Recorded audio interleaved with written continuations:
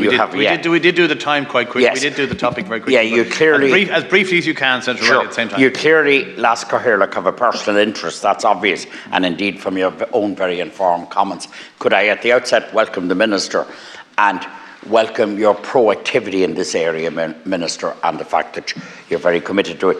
Your own professional background as a doctor can only suggest to you that not only are the fatalities a horror, and a horror for families, etc., but some people are left with lifelong injuries, which are a horror and which are life-changing in a detrimental way and detrimentally changing for whole families. So it's a very, very serious matter. My colleague went through it very comprehensively there, but I'll just go to one or two things very quickly. I think obviously alcohol is the old chestnut, and there's no avoiding that we have to be rigorous there. But there is anecdotal, to paraphrase Senator Dooley, there is anecdotal evidence and a lot of evidence from a lot of sources that drug driving is quite prevalent at the moment, and drug testing is crucial and on a regulated basis, and there would be an assumption that drug testing wasn't taking place, so that people would feel more comfortable.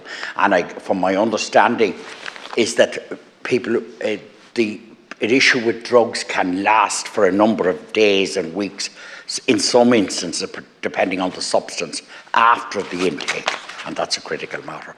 So I do think that needs addressing. Your point, Chair, I'm going then on this one, is about the country roads, of course, is true, and then the road issue is exacerbated by weather, etc. now, and that's a problem in country areas. And I do think the point around that Senator Dooley makes around the black spots and coming into the black spots and behaviour there. So look at it, I don't have, and I'm finishing on this, but to say to you, Minister, I don't have the personal expertise to make very valuable proposals to you, but what I do know as a public representative and as someone living in the community and listening and meeting people on a daily basis, that this needs tackling, and that there's a horror around it, and there's an expectation from government that we would do something. And I'm very confident, Minister, that when you take something in hand, you do it. And I'm also pleased that Taoiseach Harris has listed it in his own priorities on his assumption of office. So that should only support your work, Minister. Thank you very much. Thank you.